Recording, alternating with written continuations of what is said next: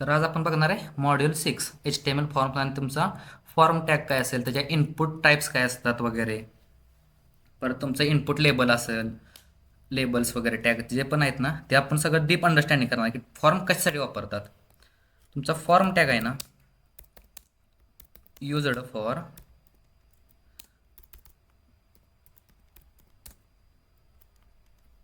तुमचं रजिस्ट्रेशन्स असतील. रजिस्ट्रेशन म्हणजे एखादं तुम्ही बँकेचं अकाउंट काढता ना, तशा टाईपमध्ये रजिस्ट्रेशन फॉर्म असतो. ते रजिस्ट्रेशन असतील, तुमचं लॉग इन फॉर्म, जिथनं सुरुवात तुमच्या ॲप्लिकेशनची होते ना, त्याला पण तुम्हाला फॉर्म टॅग लागतो स्टँडर्ड वे. विदाउट फॉर्म पण तुम्ही करू शकता लॉग इन वगैरे. नेक्स्ट असेल तुमचा एखादा फीडबॅक फॉर्म असेल. परत अजून कुठे वापरतात, ॲडमिशनसाठी वापरतात आणि कॉन्टॅक्ट असच्या पेजला एक वापरतात. अजून भरपूर यूज आहेत, पण हे मी 3-4 टाईप तुम्हाला सांगितले की इथं जास्त मेनली यूज असतो तुमचा. लॉग इन तर यूज आहे तुमचा, रजिस्ट्रेशन आहे, फीडबॅक फॉर्म आणि तुमचं ॲडमिशन प्रोसेस असेल काय त्यासाठी फॉर्म टॅग. आता त्या फॉर्म टॅगमध्ये आहे ना, तुमचे ॲट्रिब्यूट कोणते कोणते असतात. फॉर्ममध्ये तुमचे ॲट्रिब्यूट काय, त्याला काहीतरी आपल्या ॲक्शन परफॉर्म झाली पाहिजे ना, त्यासाठी ॲट्रिब्यूट्स असतात. जसं मी सांगितलेलं, एखादं फंक्शन वगैरे तुम्ही म्हणू शकता. तर तुमच्या या फॉर्ममध्ये तुमचा इथं काहीतरी असणार आहे, तुमचा कंटेंट जो पण काय असेल, इनपुट टॅग वगैरे. आणि तुमचे जे ॲट्रिब्यूट्स असतात ना, ॲट्रिब्यूट्स, तर त्यात 3 मेन टाईप येतात. कोणते कोणते, तुमचे ॲक्शन, नेक्स्ट आहे तुमची मेथड आणि टार्गेट. आता याचं कसं आहे की 3 लक्षात ठेवायचं. ॲक्शन म्हणजे काय असतं की तुमचा जो डेटा असतो ह्या फॉर्ममध्ये, जो डेटा आहे, आपण log in form, user I D असेल, त्याचा पासवर्ड असेल, तर त्याची कुठे पाठवायचा, राईट, कुठे पाठवायचा, कशा थ्रू पाठवायचा. आणि याचं असतं की तुम्ही नवीन टॅबमध्ये ओपन पाहिजे का तशा टाईपमध्ये. त्याच्यासाठी टार्गेट, आपण टार्गेट टॅग बघितला आहे. आपण ज्यावेळेस अँकर टॅग शिकत होतो, आपलं जे इमेज टॅगमध्ये आपण अँकर टॅग वगैरे वापरलं, त्यासाठी आपण जास्त करून टार्गेट वापरलं आहे नवीन पेजसाठी, नवीन HTML बाइंडिंगसाठी. तसं ते टार्गेट असते की तुमचं HTMLमध्ये आपण डेटा पाठवतो, त्यावेळेस तुम्ही कसा पाठवणार त्या टाईपमध्ये. मेथडमध्ये तुमचं काय असतं, 2 मेथड असतात प्लेन HTMLमध्ये, गेट आणि पोस्ट. आता गेट म्हणजे काय असतं, गेट गेट म्हणजे तुमचं असतं, तुमचा डेटा आहे ना, विदाउट हेड. आणि तुमचा पोस्ट थ्रू आहे ना, डेटा हिडन, हिडनमध्ये जातो तुमचा डेटा. अशा टाईपमध्ये ॲट्रिब्यूट आहेत. आता त्यात अजून एक आपल्याला टॅग महत्त्वाचा आहे की तुमचा फॉर्म टॅग जर दिसणार नाही आपल्याला, कसा वापरणार आहे ते, इनपुट. इनपुट टॅग असणार आहे. इनपुट म्हणजे काय, तुम्ही ज्यावेळेस डेटा एंटर करताना काहीतरी, त्यासाठी आपल्याला इनपुट टॅग लागतो, डेटा एंटर. आणि आपला नेक्स्ट काय असतं, तुमचा लेबल, स्टॅटिक कंटेंट वगैरे आपण म्हणू शकतो. स्टॅटिक कंटेंट काय, की आपण आता हे मी जे टाईप केलं आहे ना, अशा टाईपमध्ये तो कंटेंट असतो. तर बॅच सेशन नंबर 4 3 4.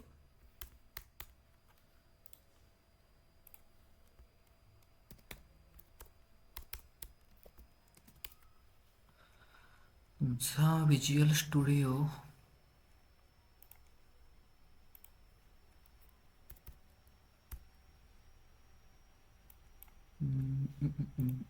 कोणता घेऊ, एक 001.html असं काहीतरी असेल तुमचं HTML ची बॉडी फॉर्ममध्ये. इथं कोणता टॅग लागणार आहे आपल्याला, तर फॉर्म. आता बघा, तो बाय डिफॉल्ट ॲक्शन आला, तर ॲक्शनला आपण आता तर काय देणार नाही. आणि नेक्स्ट आपण आहे की त्याची मेथड बघू. ज्यावेळेस आपल्याला API येतील ना, त्याच्या ॲक्शनमध्ये ते APIचं कॉलिंग असणार आहे. आता इथं मेथड तुमची इथं बघा असणार आहे गेट. गेटमध्ये आपण काय टाकू, एक इनपुट फील्ड टाकू. पहिल्यांदा लेबल येतं, लेबल. तर लेबलमध्ये आपण काय टाकू, एंटर नेम, आणि त्या लेबलच्या खाली असणार आपला इनपुट टॅग. तर टॅगमध्ये पण आहे ना, इनपुट टॅगमध्ये त्याचे टाईप्स असतात. तर तुमचा इनपुट ॲट्रिब्यूट, त्याचा मेन टॅग असतं. ॲट्रिब्यूट कोणता आहे त्याचा, तर त्याचा टाईप.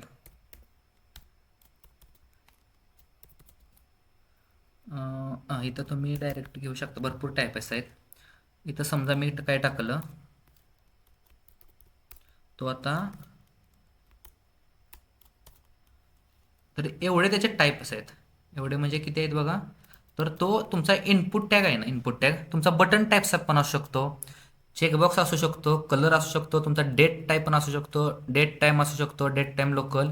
एवढे सगळे आहेत ना, तुमचा हा इनपुट टॅग असू शकतो. इनपुट टॅगमध्ये एवढे सगळे टाईप आहेत. त्यातले आपण 5 ते 6 बघणार आहे. त्यातला पहिला आपण बेसिक असतो तो टेक्स्ट असतो. टेक्स्ट म्हणजे काय, जे पण आपण कीबोर्डवरचं जे की व्हॅल्यू आपण की प्रेस करणार आहे ना, ते तुमचं झालं टेक्स्ट. सेव्ह केलं, गो लाईव्ह. तर इथं एंटरमध्ये आहे ना ओमकार, काहीतरी नंबर टाकला, तर बघा त्यानं इनपुट टॅग सगळं घेतलं. तशा टाईपमध्ये तुमचा टेक्स्ट आणि इनपुट. आता आपल्याला एक बटन पाहिजे. बटन काय असतं की एका बटनावरती आपण काहीतरी ॲक्शन परफॉर्म करतो ना, तशासाठी बटन लागतं. सेव्ह केलं, तर क्लिक केलं, तर इथं तुम्ही लक्ष द्या नीट की रिलोड केलं. आता बघा ही तुमची URL आहे ना, URL, तिथं तुमचा डेटा बघा कसा जातोय. हे जो तुम्ही टाईप करताय ना, या बटनवरती क्लिक केल्यानंतर तुमचा डेटा जातोय. आता हे कशामुळे झालं की तुम्ही ह्या फॉर्मवरती आहे ना, हे तुम्ही बटन वापरताय ना, बटन याच्यावरती एक ॲक्शन परफॉर्म होते. बाय डिफॉल्ट हे HTMLचं बिहेवियर आहे. जावास्क्रिप्ट असं देतं ना, ज्यावेळेस आपण बाय डिफॉल्ट आपण युजर डेव्हलपर आपण एका बटनवरती काहीतरी ॲक्शन परफॉर्म करतो ना, ते बिहेवियर सगळं तुमचं फॉर्म टॅग देतो की बटनला आपण बाबा कुठे फंक्शन वापरलं नाही, काय नाही, पण तुमचा डेटा जातो या. ते कशामुळे जातोय, तर ह्या फॉर्म टॅगमुळे. फॉर्म टॅगचं कामच आहे की ह्याच्यात जेवढ्या पण फील्ड्स आहेत ना, त्या सगळ्या फील्डचा डेटा कलेक्ट कर आणि कोणत्या मेथडनं पाठवायचं आहे, कुठे पाठवायचं आहे, तशा टाईपमध्ये ते सगळं सांगतं. तर तुमच्या गुगलवरती गेलं, इथं मी टाकलं ओमकार मोहिते. आता क्लिक मी केल्यानंतर बघा इथं आलं क्वेश्चन मार्क, आणि याचा action action action index.html save केलं.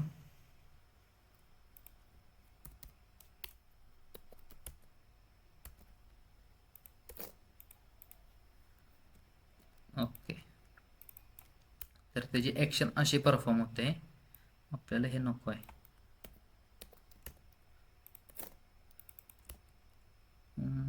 मेथड आपली पोस्ट जर असेल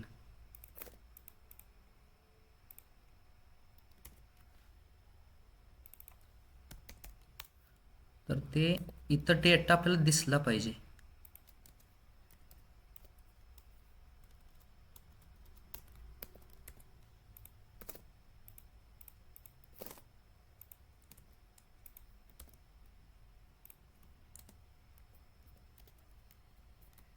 एकच सेकंड.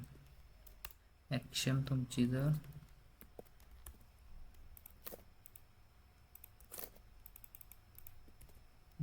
अजून एक लेबल घेतो.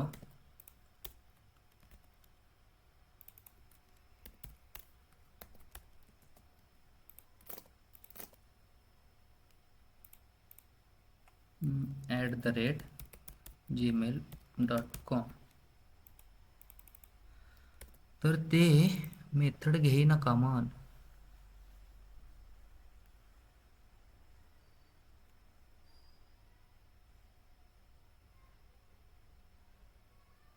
आय थिंक त्यांनी अपडेट केलं असणार काहीतरी. So coming back to the point, हे जाऊ द्या. हे काय केलं, तुमचा टाईप काय असतो हे पण तुम्हाला माहीत नाही. ॲक्शन आपल्याला काहीच नको आहे. आणि तर तुमचे टाईप्स असतात. आता इथं बघा मी फक्त इनपुट देतो काहीतरी, इथं काहीतरी टाकलं आणि क्लिक केल्यानंतर आहे ना, हा तुमचा डेटा आहे ना इथं URL मध्ये दिसतो. आता ते दिसेना का म्हणा, तर काय माहीत नाही, बट तो दिसतो. नेक्स्ट काय असतं तुमचा, इथं लेबलला आपण जो टाईप देतो ना, इनपुट फील्डला टाईप देतो. इथं मी टेक्स्ट घेतलाय. इथं जर का मी नंबर घेतला ना, नंबर, तर इथं तुमचं जे कीबोर्डवरची व्हॅल्यू असतात ना ते अजिबात प्रिंट होत नाहीत. तर आता ई का म्हणून प्रिंट झालं, तर तुमचं ज्या वेळेस बिग डेटा म्हणतो ना आपण, बिग डेटा एक जावास्क्रिप्टमध्ये टाईप डेटा टाईप आहे बिग डेटा, तर त्याचं नंबरिंग असं असतं E1 2 3 असं, अशा टाईपमध्ये त्याचं नंबरिंग असतं. त्यावेळेस तो नंबर घेतो. इथं बघा तुम्ही नंबर किती पण टाका, तर तो नंबर घेतोय. क्लिक केल्यानंतर हा तुमचा डेटा जातोय. इथं जर मेथड टाकली नाही, सेव्ह केलं, ओके, तर ते वर्क होतं आहे. अशा टाईपमध्ये तुमचा फॉर्म टॅग वर्क होतो, की इनपुट लेबल असतं, लेबलमध्ये काय असतं तुमचं टेक्स्ट काय टाकायचं आहे ते, आणि इनपुट टॅग काय असतो की तुमच्या इनपुट टॅगमध्ये तुम्हाला जो टाईप आहे त्या टेक्स्ट बॉक्सचा टाईप, तुमचा नंबर पाहिजे असेल, ईमेल पाहिजे असेल, तशा टाईपमध्ये ते इनपुट टॅग्स असतात. इथं सपोज मी अजून एक लेबल घेतलं आणि त्याच्या आतमध्ये एक इनपुट टॅग टाकला. इनपुट टॅगला मी टाकतो ईमेल. तर ईमेलचं जेवढं पण व्हॅलिडेशन्स असतं ना, ईमेलचं व्हॅलिडेशन्स काय असतं की @ सिम्बॉल पाहिजे आणि पुढे .com पाहिजे. इथं मी काहीतरी टाकलं आणि क्लिक मी केलं, तर ॲटोमॅटिक काय त्यानं टाकलं, please include an @ in the email address.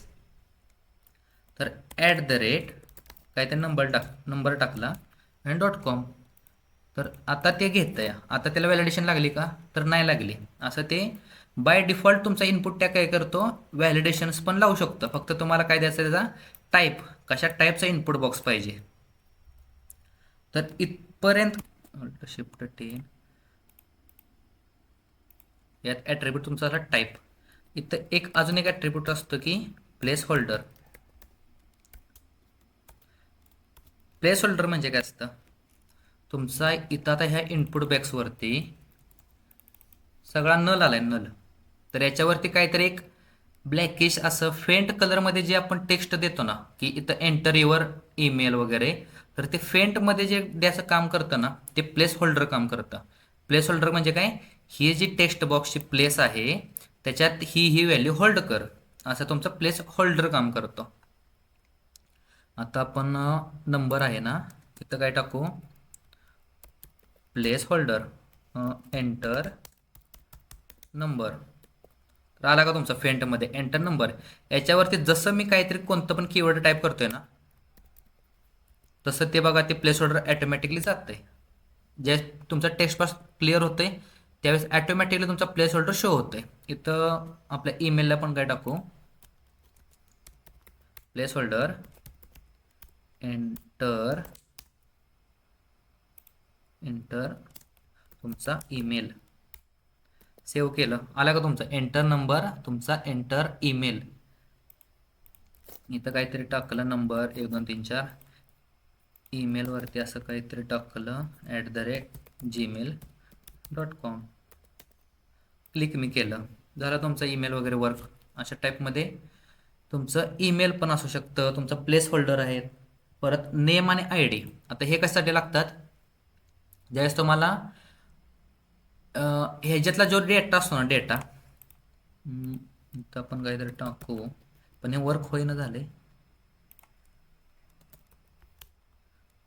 Name number, ज्यावेळेस तुम्हाला तर आता ते वर्क झालं की आता सांगतो त्या नेमचा ॲट्रिब्यूट काय असतो. तुमचा नेम ॲट्रिब्यूट आहे ना, नेम ॲट्रिब्यूट सेंडिंग डेटा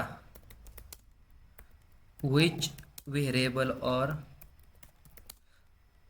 की व्हॅल्यू प्रॉपर्टी आणि तुमचं झालं जेसन झालं ना त्यामुळे नाही की तुम्हाला एक व्हेरिएबल एक कन्सेप्ट असते कोणत्या पण लँग्वेजमध्ये. व्हेरिएबल म्हणजे काय, तुमचा डेटा स्टोअर करण्याची जागा.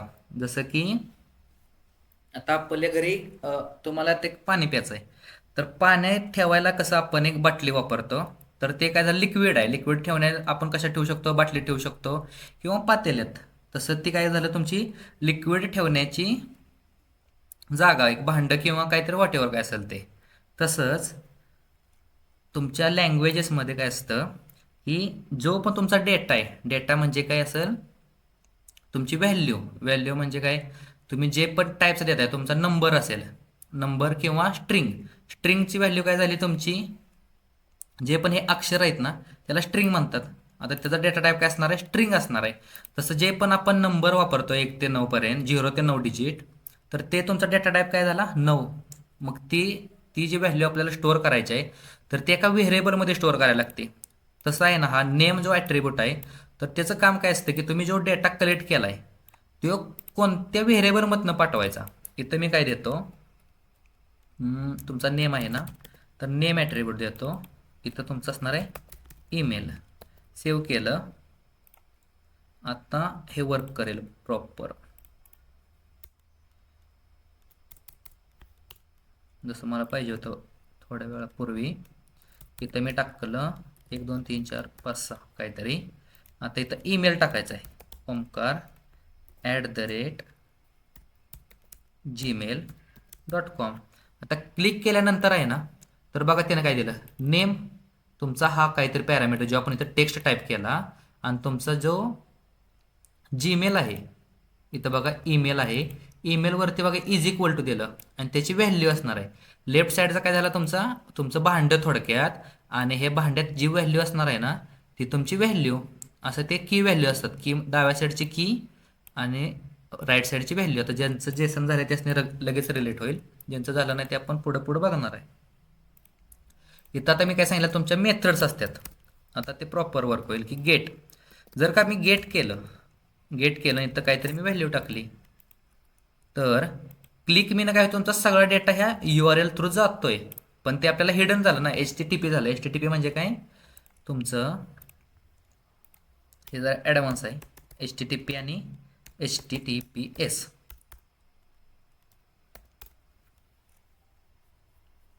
आता HTTP काय असतं की तुमचं हायपर टेक्स्ट ट्रान्सफर कसं असते मला माहीत नाही, ट्रान्सफरचं स्पेलिंग गुगल करा तुम्ही. ट्रान्सफर FER ट्रान्सफर, ओके हेच आहे, हायपर टेक्स्ट ट्रान्सफर प्रोटोकॉल. आणि S फॉर सिक्युअर. ज्यावेळेस तुम्ही API मध्ये जाणार आहे ना बॅकएंडला, त्यावेळेस तुम्हाला ह्याचा यूज होणार आहे की HTTP काय असतं आणि HTTPS काय असतं, की तुम्ही हा जो डेटा पाठवता ह्याच्यातला कलेक्ट केलेला कुठेतरी तो स्टोअर होत असेल. स्टोअर होताना तुमचा कसा डेटा गेला पाहिजे, पब्लिकली गेला पाहिजे, म्हणजे तुमचा अशा टाईपमध्ये जातो की सगळं कोण पण तुमच्या URL मध्ये दिसते ना सगळा डेटा कसा जातोय वगैरे. जर का इथं मी पोस्ट वापरलं, गेटच्या जागी मी पोस्ट वापरलं, तर जो तुमचा डेटा आहे ना हा इथं काहीतरी टाकतो, कंटिन्यू.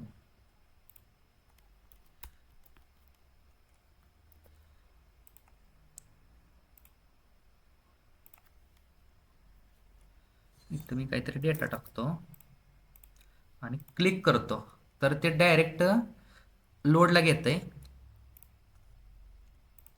पण ज्यावेळेस तुम्ही असं लोड का म्हणून घेई ना, HTML पेज सापडणार काय त्याला, तर याच्या पुढचा जो डेटा आहे ना तो ॲटोमॅटिक हिडन जातो. आता याला ते काय बोलतात त्याला पॅरामीटर घ्यावं ना, कारण की पोस्ट ज्यावेळेस आपण वापरतो ना, काहीतरी आपण डेटा पाठवतो आणि काहीतरी आपल्याला रिसीव्ह करतो, तशा टाईपमध्ये हे पोस्ट मेथड वर्क होतं. APIच्या 5 टाईप असतात, गेट, पोस्ट, पुट आणि डिलीट. पर्यंत आपल्याला जायचं आहे. बट तुमचं हे बेसिक असतं की तुमचं इनपुट टॅग आणि टेक्स्ट बॉक्स.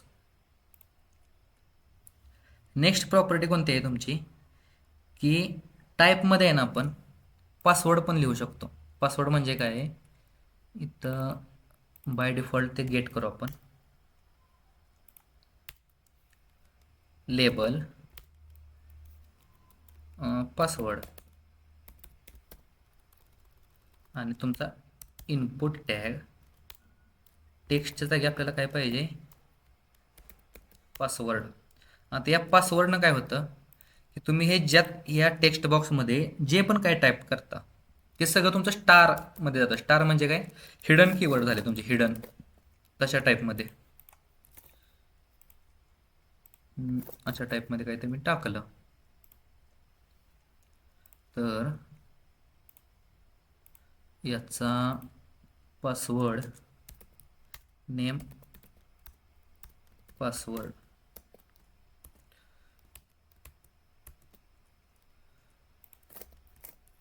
नंबर, इथं तुमचा ईमेल, इथं काय तर पासवर्ड टाकला, प्लीज एंटर नंबर.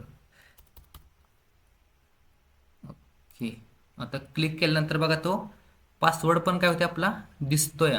का का तर आपण गेट मेथड वापरतोय ना, त्यासाठी हे सगळे व्हॅलिडेशनचे पार्ट आहेत. पण तुमचा फॉर्म टॅगमध्ये असं तुम्ही वापरू शकता की तुम्हाला नाव घ्यायचं आहे, लेबल घ्यायचं आणि तुमचं काय त्यात नावामध्ये काय असणार आहे, टेक्स्ट असणार आहे.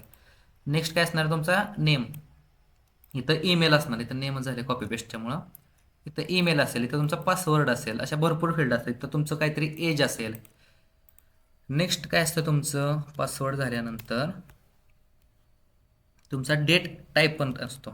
आता डेट टाईप कसा असतो, लेबल डेट,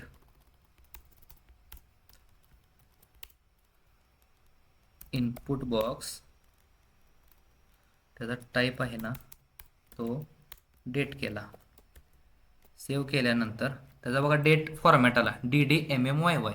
याच्यावरती क्लिक केल्यानंतर बघा ऑटोमॅटिक तुमचं डेट सिलेक्शनचा फॉर्मॅट आला की तुम्हाला काय काय पाहिजे. 2026, 27, 28, 29 स्क्रोल बार आला, सगळं आलं.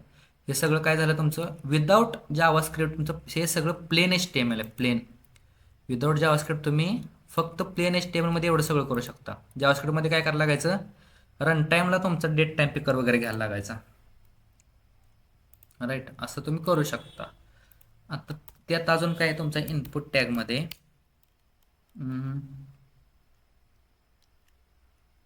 तुमचा अजून असतो रेडिओ बटन. इथं लेबल घेऊ, लेबलला आपण टाईप देऊ जेंडर अशा टाईपमध्ये आणि त्याचा जो नेम आहे त्या नेमला आपण काय टाकू. आता हे जेंडर जर टाकलं नाही आपण तर त्याचा एक तोटा पण आहे की टाकावं लागतं नेममध्ये. इनपुट त्याचा टाईप असणार आहे रेडिओ आणि त्याचं नेम जेंडर. सेव्ह केलं, इथं त्याचा येईल मेल, इथं येईल फिमेल. सेव्ह केलं तर बघा एका बॉक्समध्ये आहे ना तुम्ही काय काय करू शकता. तर बघा तुमचा हा काय झाला जेंडर. जेंडर कुठे लिहिलंय आपण, तुमचं हा लेबल आहे ना हा आपण जेंडर केला. पण इनपुट बॉक्समध्ये आपण काय केलं, ह्या इनपुट बॉक्सला हा जो तुमचा इनपुट बॉक्स आहे त्याला आपण काय केलं, सिलेक्शन फॉर्मॅट दिला. सिलेक्शन म्हणजे काय की हे जे टेक्स्ट दिसतं ना नेम, ह्या नेमनं काय करतं की ज्यावेळेस तुम्ही रेडिओ टाईप घेता ना, रेडिओ टाईप, तर ते रेडिओ बटन मल्टिपल ॲड करतं. पण ज्याचं नेम प्रॉपर्टी सेम आहे ना त्या सगळ्याला ॲट अ टाइम सिलेक्ट करतं. जर का मी इथं मी दिलं नाही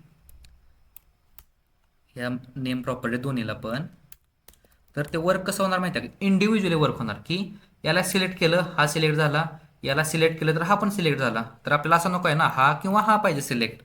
त्यासाठी तुमची ही नेम प्रॉपर्टी वर्क करते की एक तर फिमेल असेल किंवा मेल असेल, असे मल्टिपल असू शकतात. तर मेसेज, तर आता मला काय करायचं आहे, ह्या सगळ्या इनपुटला आहे ना ॲट अ टाइम त्यांचं जे टेक्स्ट बॉक्स आहे ना ते मला चेंज करायचं आहे.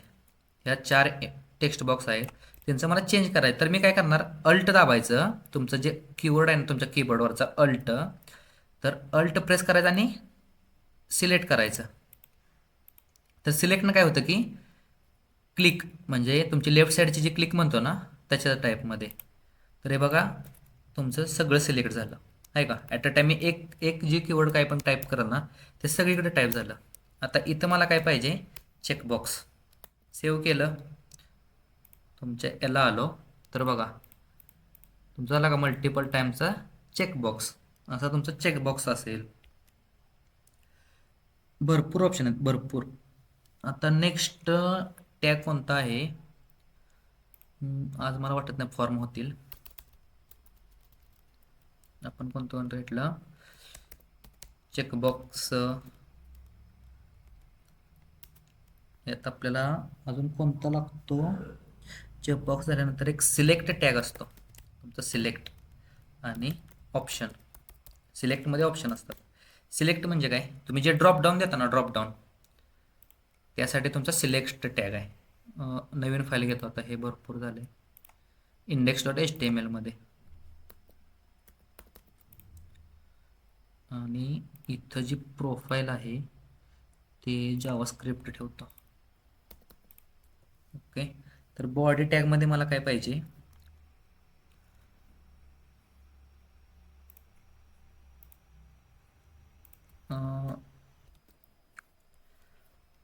तर तुमचं येणार आता ऑप्शन टॅग, सिलेक्ट आणि ऑप्शन.